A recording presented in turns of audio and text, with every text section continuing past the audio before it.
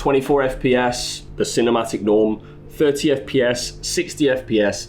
What are the differences? How do they look? What happens if we mix them? And what should I be shooting on? This is an age-old question that's been battered around the forums like a game of tennis at Wimbledon, but today we're gonna try and keep it condensed. There's gonna be a lot of numbers floating around, but stay with it. There's some key information in here. Let's get into it.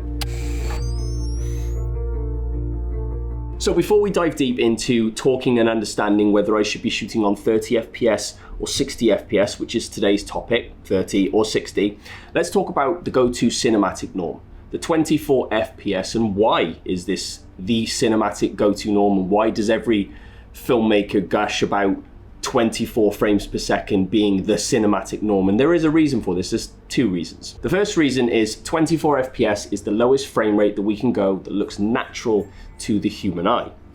But that's probably not the key factor here. Before we had digital cameras, like right now shooting on the FX6 that goes from me to lens, lens to sensor, sensor, processor, SD card, where we can just format the card and go again or whatever, just keep rolling. When film first began, we shot on film nitrate, and that stuff is expensive. So 24 frames being obviously the most natural and the lowest we can go, so it still looks natural to the eye. It also allows us to decrease costs in film production. Now you imagine right now we can shoot in 30 FPS or 60 or 120 or even higher. Some cameras go over 10,000 FPS on the super slow-mo cameras.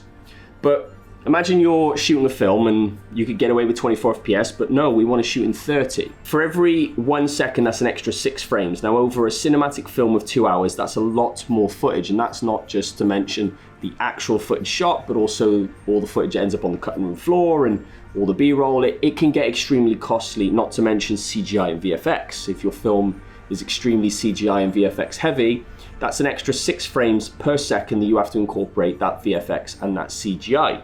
Now, online platforms like YouTube and stuff stream in 30 FPS or with higher refresh rates, and you can shoot in 60 FPS. Most soap operas and TV channels shoot in 30 FPS.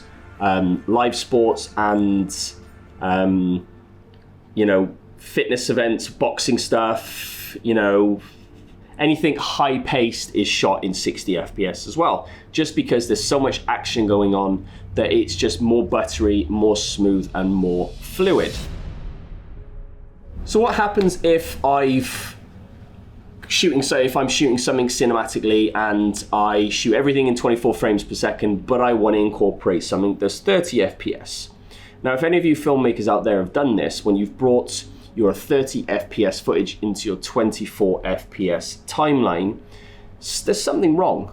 And when you play it back, or if you export it at 24, 25 frames per second, it seems a little bit jumpy. All your 24 FPS footage will be nice and natural and smooth to some degree. If we incorporate that 30 FPS footage in 24 FPS timeline and we're playing it back after we export it, or we're looking at it while we're in the NLE, something wrong, and it can be a little bit juddery or jumpy. And what's happening is Premiere Pro is automatically removing a frame every 6 frames or every 5 frames. So as you watch it, there's a slight jump. Something that's automatically happens is Premiere Pro, if you right click on the footage when it's dragged and dropped onto the timeline, and you go down to something called time interpolation, that should already be set to frame sampling. And what that does is it kind of, the frame that is pulled out, if there's a quick movement in between it, it'll just sample the frames before and after and kind of like merge them together slightly and add a frame or mix a frame in to make sure that the jump between the two frames, or the frame that's missing, isn't massively noticeable. The other one is called frame blending. Now what this does is, if we've got that 30 FPS footage and every 5th frame, 6th frame, it's removed from, Premiere Pro's removed from the timeline,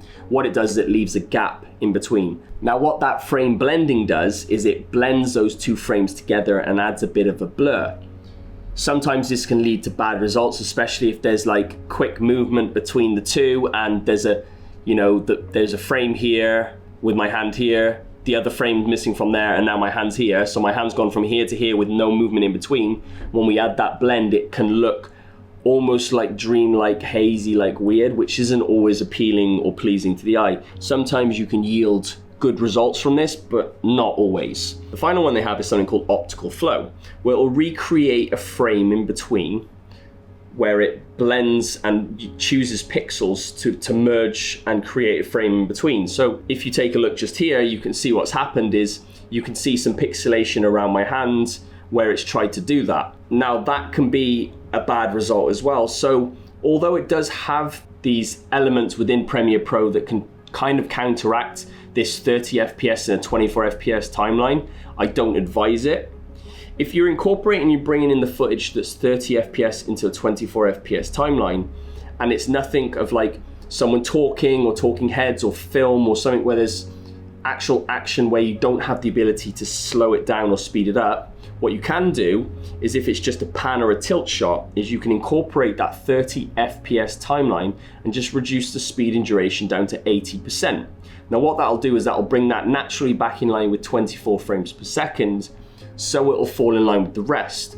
And this is what I advise, that if you are shooting something cinematically and you know that in my pre-production planning that I have gone, I am shooting this cinematic film in 24 FPS because of the nature of delivery and because that's the cinematic norm, I know that my pan on my tilt shots, I'm gonna shoot in 30 FPS. As long as there's no dialogue or no action in there that can't afford to slow down to 80%, what you'll find is when you do this pan and tilt is you'll be able to move from point A to point B slightly quicker because you're taking more frames per second in that movement.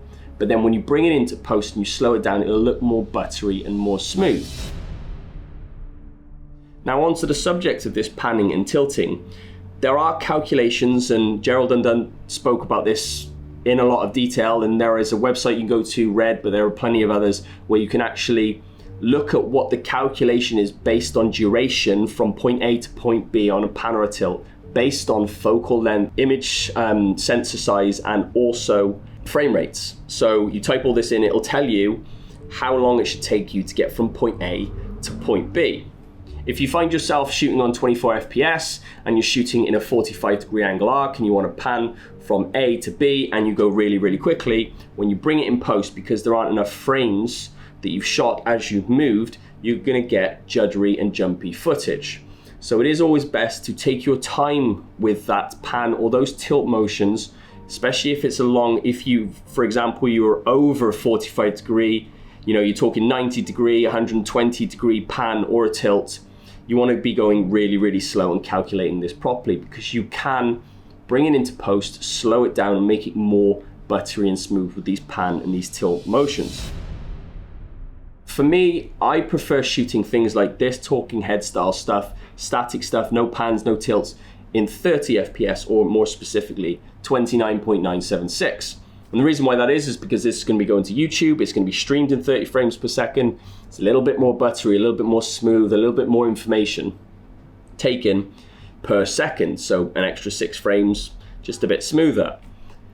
60 frames per second, a bit overkill unless we're going to be shooting anything in slow motion, which we're not. And 24 FPS, it's more cinematic and natural. So my advice and what I prefer to shoot with is 30 FPS for stuff like this. If I am shooting anything like a boxing scene or a fight scene or anything that, I want that smooth motion, then I can shoot 30 or 60 FPS. If I wanted to slow it down, if I'm shooting in 60 FPS and I want to slow it down by 50%, I can bring it back down to 30 FPS and have slow motion shots, or bring that 60 FPS down to 24 and have really nice, buttery, smooth B-roll slow motion shots for my cinematic filming. Sometimes rules are made to be broken, and we can play with the shutter angles or the shutter speeds based on what we're shooting, and it is down to personal preference and art is subjective and so on and so forth. So if you did want a fight scene that you wanted a little bit more jumpy, and you wanted that, action-y sequence where it's not as smooth and buttery because you're trying to portray a certain emotion in the fight scene, then you can shoot it in 24 FPS or even lower to get that choppiness, because sometimes it does look good. If you are exporting on a 24 FPS timeline and you want it more buttery and smooth and slow it down, then shoot your B-roll of the fight scene in 24 or 60 FPS and slow it down if you want it smooth and buttery. I know there's been a lot of numbers and digits thrown around today based on frame rates, so on and so forth, but the takeaway from today is make sure that you calculate and you really think about what frame rate and what you're going to be shooting based on the production and the overall end result that you want.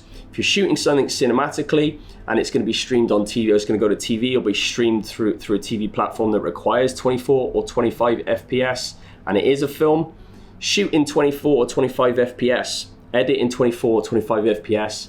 If you want to shoot any scenes in there that you want to slow down slightly, pan or tilt shots with no dialogue, so you can slow it down to 80%, shoot those in 30 FPS or stay in 24, 25 frames per second.